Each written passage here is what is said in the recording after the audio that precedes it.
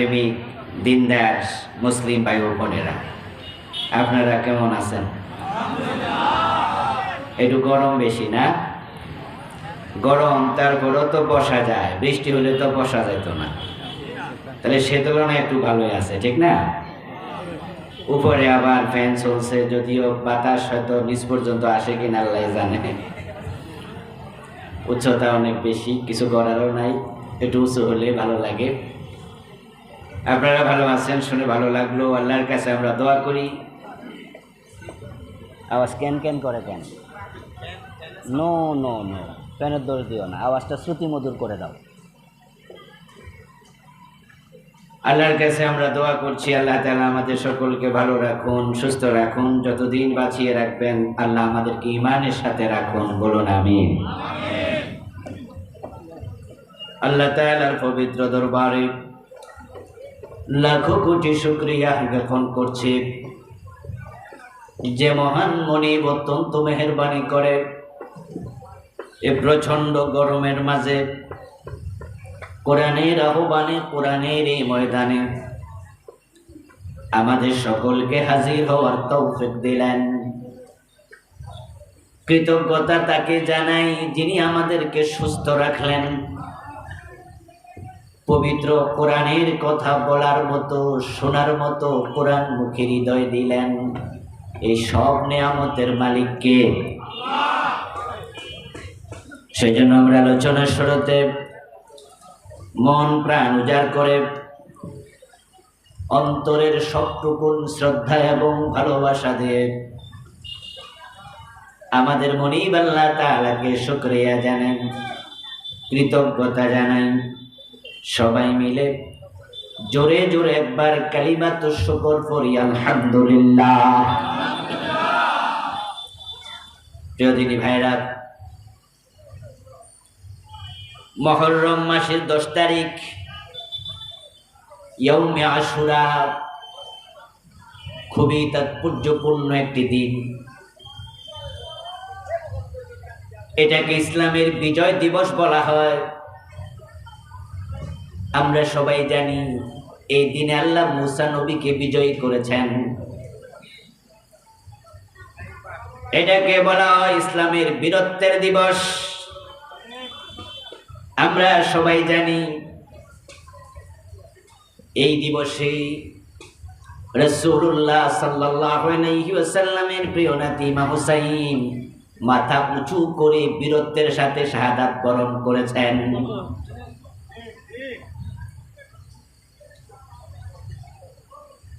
এই দিবসের গুরুত্ব এতটাই বেশি, এই দিবসের কারণে এই মাসটির দামও বেড়ে গেল। এই মাসটিকে আল্লাহর মাস বলা হয়। রাসূলুল্লাহ সাল্লাল্লাহু আলাইহি ওয়াসাল্লাম মুহররম মাসকে বলেছেন শাহরুল্লাহ। মুহররম আল্লাহর মাস, তো বাকি 11 মাস কার? কার কথা বলেন, কার? তো এই মাসকে আল্লাহর মাস বলার অর্থ হলো এই মাসকে বিশেষভাবে সম্মানিত করা। ছেলে যখন রেজাল্ট ভালো করে তখন বাবা বাড়িতে আইসা ছেলের মায়ের সাথে গল্প করে, বলে, শুনছো আমার ছেলে A+ পাইছে। কার কাছে বলতেছে গল্প?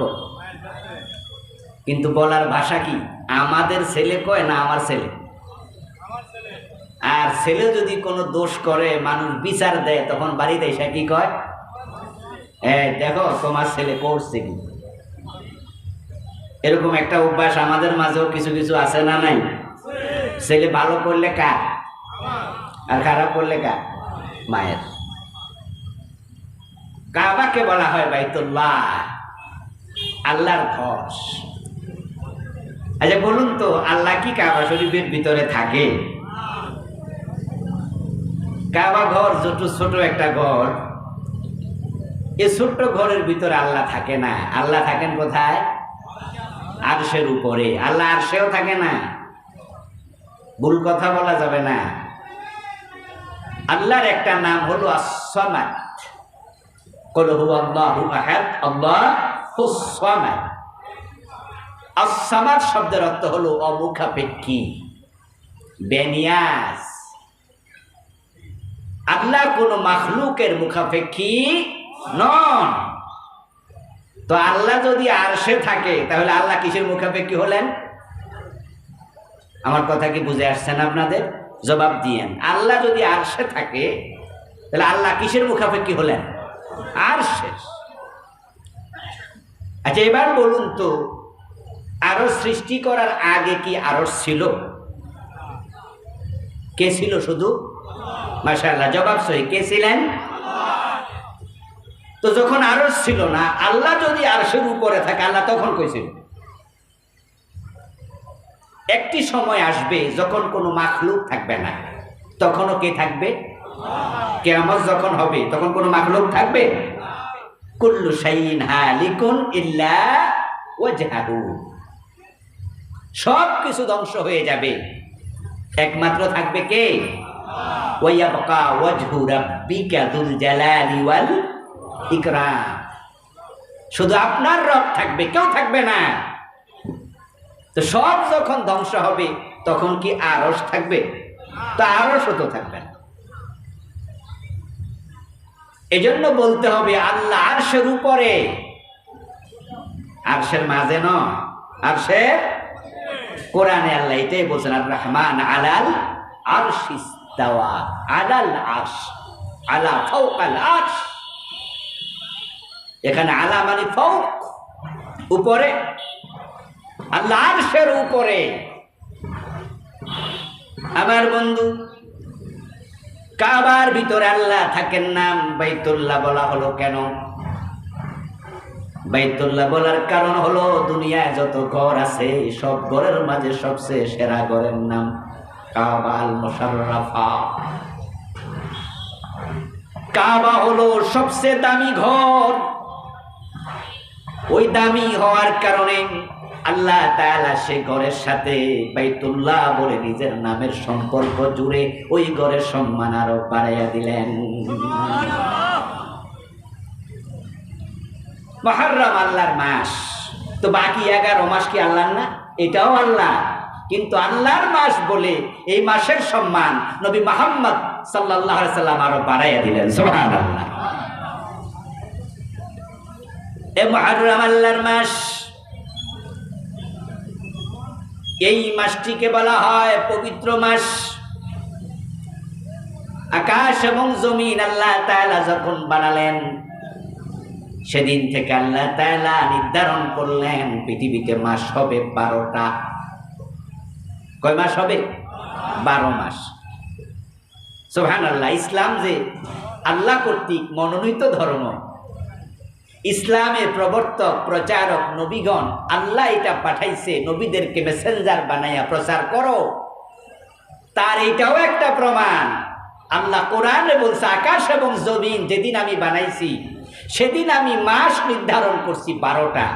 এবার আপনাদের কাছে আমার প্রশ্ন, আওয়াজ দিন তো, বাংলায় মাস কয়টা? ইংরেজিতে কয়টা? আরবিতে কয়টা? দেখেন, বাঙালি একটি আলাদা জাতি, মাস কিন্তু 12টা। ইংরেজ আলাদা জাতি, মাস কিন্তু।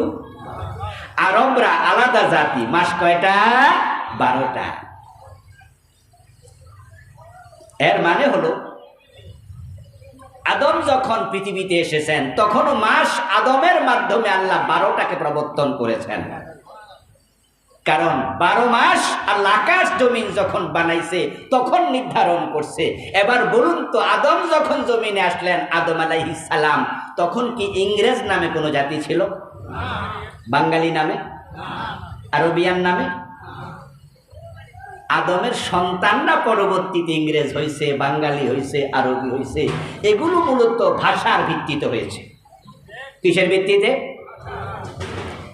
যারা বাংলাদেশি এই দেশে জন্ম নেয় তাদেরকে বাঙালি বলে, নাকি যারা বাংলায় কথা বলে তাদেরকে বাঙালি বলে? ইয়েস। এজন্য বলুন তো, কলকাতায় বাঙালি আছে না নাই? তো ওরা জন্ম কি বাংলাদেশে? এটা ভাষা ভিত্তিক জাতীয়তা। কি ভিত্তিক? যারা ইংরেজিতে কথা বলে আমরা তাদেরকে ইংরেজ বলি, এবার সেটা আমেরিকা হলো ইংরেজ, লন্ডনে হলেও ইংরেজ।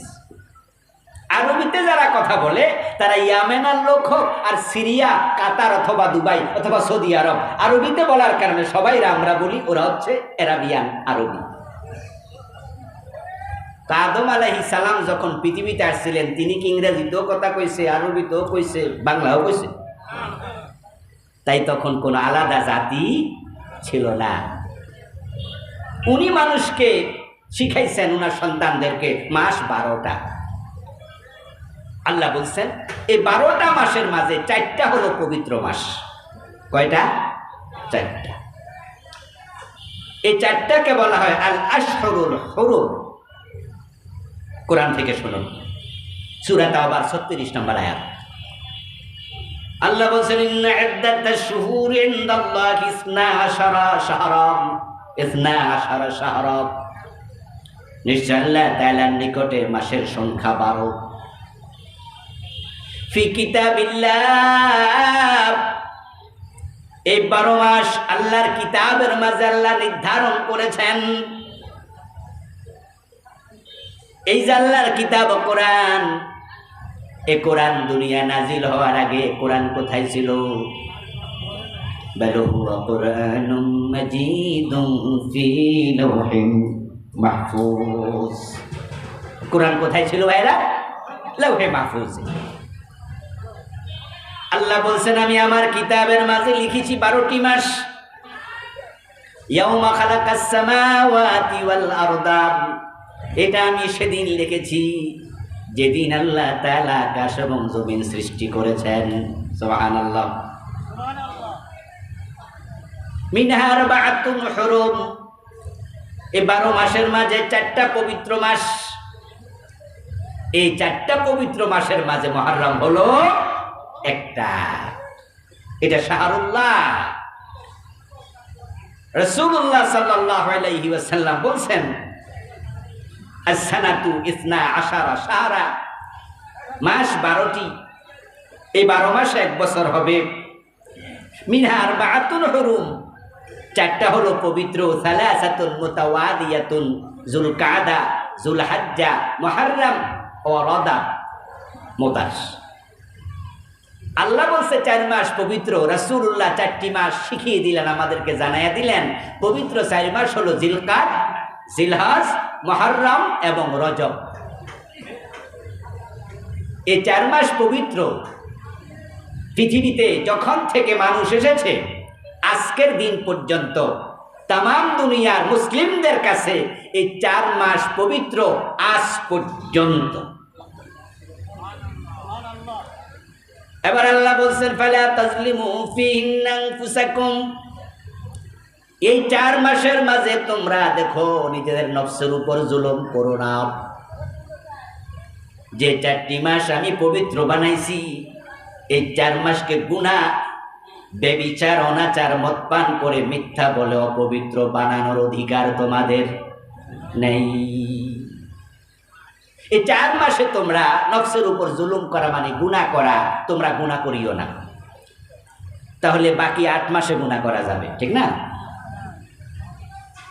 এই 4 মাসে গুনাহ করো না, এটার অর্থ এই নয় যে বাকি 8 মাসে করা যাবে। এটার অর্থ হলো গুনাহ তো করা যাবেই না বাকি 8 মাসে, 4 মাসে বিশেষভাবে মনে রেখো এই 4 মাসে কোনো গুনাহ করো না। এখন যদি এই 4 মাসে মানুষ গুনাহ করে, এই যে মুহররম মাস চলছে, এই মুহররম মাসেও ওজনে কম দেয়, মালে ভেজাল দেয়, মিথ্যা কথা বলে, এমন লোক সমাজে আছে না নাই? আজকে বাজারে দুধ বিক্রি করছে, ওই দুধের মাঝে পানি মিশাইয়া নিছে, এমন মুসলমান সন্তানও আছে। আল্লাহ বললেন এই 4 মাসে তোমরা গুনাহ করো না। আর ইসলাম কত সুন্দর, ইসলাম কত সুন্দর। আমার প্রিয় ভাইরা, 4 মাস কিন্তু লম্বা সময়। 3 মাস লাগাতার, জিলকদ, জিলহজ, মুহররম, 3 মাসে হয় 90 দিন। কোনো মানুষ যদি সিদ্ধান্ত নেয় এই 90 দিনে আমি বিড়ি খাবো না, নামাজি মানুষ বিড়ি টানে, এমন লোক কি আসেনি নাটোর এলাকায়?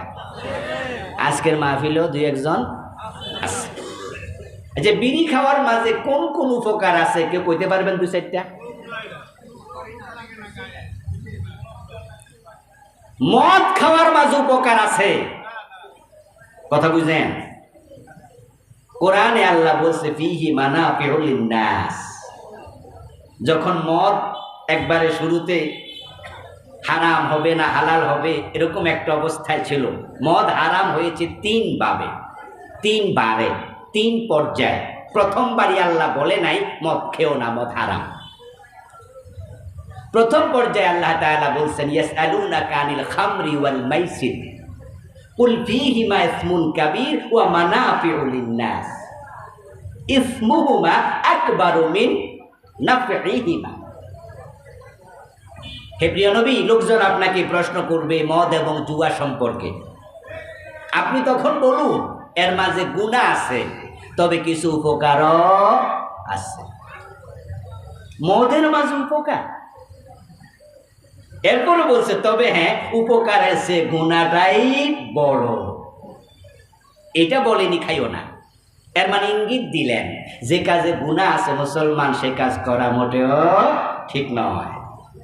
আরব দেশের মানুষের সাথে 3টি ডব্লিউ রক্তের সাথে মিশেছিল ওতপ্রোতভাবে, ওয়াইন, ওমেন অ্যান্ড ওয়ার্স, মদ, যুদ্ধ এবং নারী।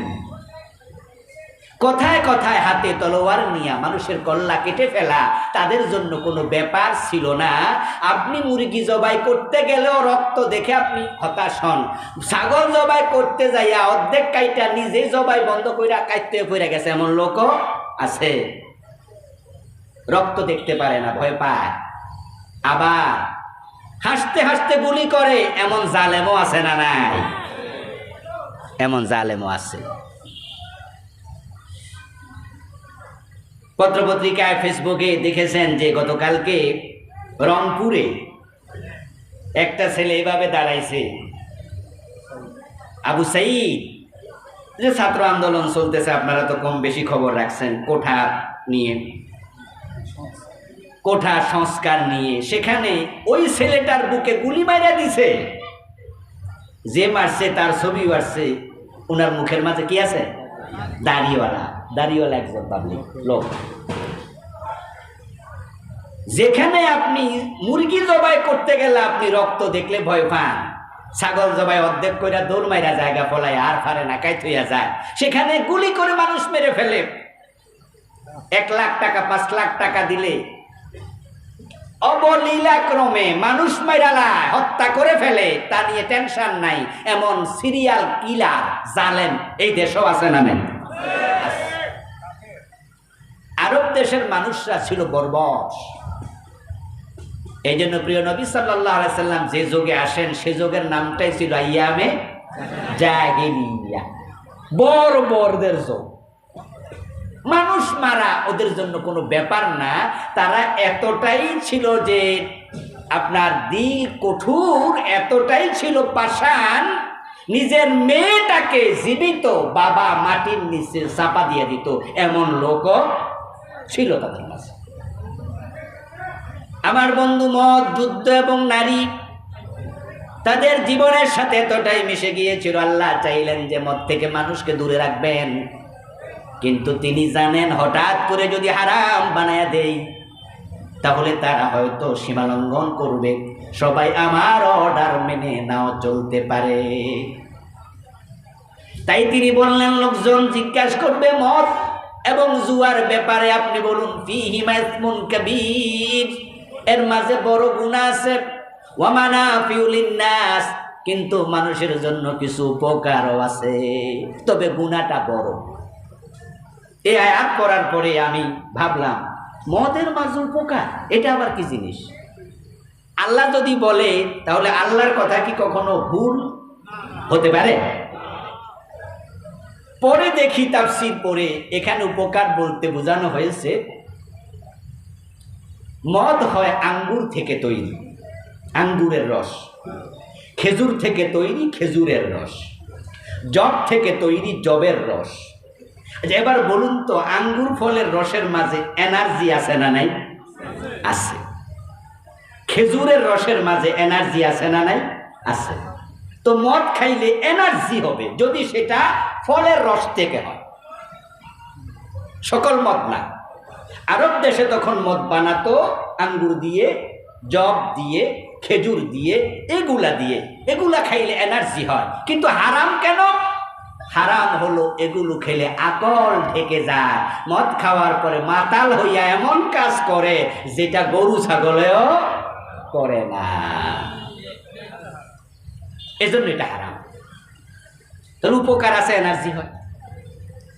এরপরে মদ খাওয়ার পরে মানুষ যদি মাতাল থাকে 30 মিনিট, 1 ঘন্টা, ওই সময়টুকু যদি কোনো লোক খুব টেনশনে 5 লাখ টাকা, 20 লাখ টাকা, 1 কোটি টাকা লস হয়েছে, ওই লসের কারণে খুব টেনশন, ঘুম হয় না, কিচ্ছু হয় না, হঠাৎ করে এমন বিপদে পড়ছে, বিপদ থেকে বাঁচবে কেমনে বোঝে না, শুধু টেনশন টেনশন টেনশন। কিন্তু মদ খাইয়া যে আধা ঘন্টা মাতাল থাকে, ওই আধা ঘন্টা কি ওই টেনশন থাকেনি? কই যে ফিহি মানা ফিউলিং নাস, কমপক্ষে টেনশন থেকে আধা ঘন্টা মুক্ত। এইভাবে যদি মদের মাঝেও আমরা উপকারিতা খুঁজি, কিছুটা পাওয়া যায়, কিন্তু বিড়ির মাঝে কোন উপকার আছে? আজ পর্যন্ত বিড়িতে কোনো উপকার আছে আমি শুনি নাই। বরং বিড়ি একমাত্র খাবার, পানীয়, যেটা পৃথিবীর কোনো মাখলুক খায় না মানুষ ছাড়া।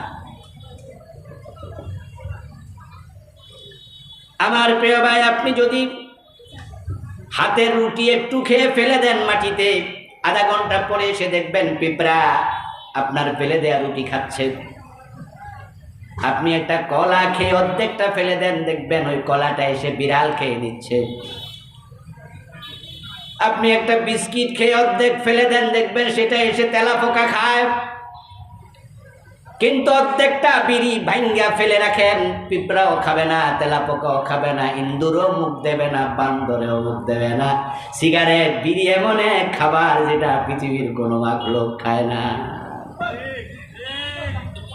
পৃথিবীতে এমন কোন খাবার আমি দেখি নাই যে নিজের বদনাম করে। একমাত্র বিড়ি নিজের বদনাম করে। সিগারেটের প্যাকেটের মাঝে কি লেখা থাকে?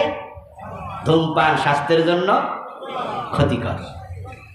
সিগারেট স্ট্রোকের ঝুঁকি বাড়ায়, ধূমপান বিষপান, অতএব সাবধান। কত রকমের স্লোগান লেখা থাকে। দেখবেন মদের গায়ে, মদের বোতলের মাঝে থাকে সিংহের ছবি, বাঘের ছবি। এর মানে মাদক যারা উৎপাদন করে তারা বুঝাচ্ছে এটা খাইলে সিংহের মতো বল হইয়া যাইব, বাঘের মতো জোর হইয়া যাইব। কিন্তু বিড়ি যারা বানায় হেরা লেখা দেয় এটা খাইও না, খাইলে তোমার ক্যান্সার হইব। পৃথিবীতে বিড়ির মতো নিজের আপনার দুর্নাম করে এমন খাবার নাই, পানীয় নাই। এরপরেও বিড়ি খাইয়া আজকের মাহফিলে এসেছে এমন 2-1 জন বিড়ি অলরেডি পকেটে আছে, এমন শ্রোতাও আছে না নাই? আচ্ছা, এবার বলুন, এবার যে কারণে কথাটা আসছে, ইসলাম কত সুন্দর শোনেন। আপনি যদি সিদ্ধান্ত নেন যে আমি আল্লাহ বলেছে পবিত্র মাসে গুনাহ করো না, তো বিড়ি খাওয়ার মাঝে কিছু গুনাহ আছে না নাই? তা আমি 90 দিন খাবো না, ইনশাআল্লাহ 90 দিন লাগবে না, মাসখানেক পরে বিড়ির প্রতি আপনার কোনো নেশাই থাকবে না। আমার বন্ধু, দাড়ি কামানো যারা দাড়ির মাঝে ব্লেড ব্যবহার করছেন, শেভ করছেন, আওয়াজ দিয়ে একটু বলুন তো মুসলমান ভাইয়েরা, দাড়ি কামানোর মাঝে গুনাহ আছে না নাই? যদি আপনি মনে করেন হারাম মাস এসেছে, পবিত্র মাসে কোনো গুনাহ করব না, 90 দিন যদি দাড়ি না কামান, তাহলে আপনার মুখের দাড়ি আমার দাড়ির মতো লম্বা হয়ে যেতে পারে। আচ্ছা, কথায় কথায় মিছা কথা কয় এমন লোক আসেনি? আছে না? ফাও ফাও মিছা কথা কয়, দরকার নাই তাও একটা কয়। সিদ্ধান্ত নিলেন 90 দিন পর্যন্ত কোনো মিথ্যা কথা বলবো না, আল্লাহ বলছে এই পবিত্র মাসে গুনাহ করো না। তাহলে দেখবেন মিথ্যা বলার অভ্যাসটা চলে যাবে। বউয়ের গায়ে হাত দেয়, কথায় কথায় বউকে গালিগালাজ করে, হাতের লাঠি দিয়া বউয়ের পিঠের মাঝে বাড়ি মারে, বাঁকা কইরা ফেলে, এমন কিছু জালেম স্বামীও সমাজে আছে না নাই? সিদ্ধান্ত নিলেন 90 দিন পর্যন্ত বউকে গালি দেব না, তার গায়ে হাত তুলব না, দেখবেন আপনার এই বদ অভ্যাসটা থাকবে না। এই 90 দিন যদি অন্যায় থেকে নিজেকে মুক্ত রাখা যায়, 90 দিনের ব্যবধানে ব্যক্তি আল্লাহর ওলিতে পরিণত হয়ে যাবে। Practice makes a man perfect. ইংরেজি একটি প্রবাদ আছে, অনুশীলন মানুষকে পরিপূর্ণ বানায়। আপনি অভ্যাস করেন যে কোনো বিষয়ে, দেখবেন অভ্যাস করলে আপনি নিজেকে আগের থেকে অনেক উপরে নিয়ে যেতে পারবেন। প্রিয় ভাইরা, এই 4টি মাস পবিত্র, তার মাঝে শাহরুল্লাহ আল মুহররম, মুহররম সেরা মাস। এই সেরা মাসের 10 তারিখ আজকের দিন। এই মাস কেন সেরা হলো, কোন কারণে এত সম্মানিত হলো, এটাকে আল্লাহর মাস বলা হলো, এই সেরা মাসের সেরা দিবসে আমাদের করণীয় কি, এ বিষয়ে সামান্য কিছু কথা বলে আমি ভিন্ন আরেকটি সাবজেক্টের আলোকে একটি হাদিস পড়েছি, শিরক প্রসঙ্গে কিছু কথা বলে আলোচনা শেষ করব ইনশাআল্লাহ। আমাদের দেশে যখন মুহররম আসে, অনেক মুসলমানই মুহররমটাকে শুধু কারবালা কেন্দ্রিক আলোচনায় পরিণত করে, অথচ কারবালার ঘটনার ঘটেছিল রাসূলুল্লাহ সাল্লাল্লাহু আলাইহি ওয়াসাল্লামের ইন্তেকালের 50 বছর পরে। কত বছর পরে? কথা বলেন না, কিছু বাড়িতে নিয়ে নারি। কত বছর পরে? রাসূলুল্লাহ সাল্লাল্লাহু আলাইহি ওয়াসাল্লাম ইন্তেকাল করলেন 11 হিজরিতে। কত হিজরিতে? আর কারবালার ঘটনা ঘটলো 61 হিজরিতে। তাহলে 61 থেকে 11 বাদ দিলে কত? 50। তো প্রিয় নবীর ইন্তেকালের 50 বছর পরে ঘটলো মুহররম। এখন যদি সে কারবালার কারণে মুহররমের সম্মান হয়, তাহলে কারবালার রাসূলের সময় তো এটা ঘটেই নাই, অথচ মুহররমের 10 তারিখ রাসূলুল্লাহ রোজা রাখছে, এমন হাদিস আছে না নাই?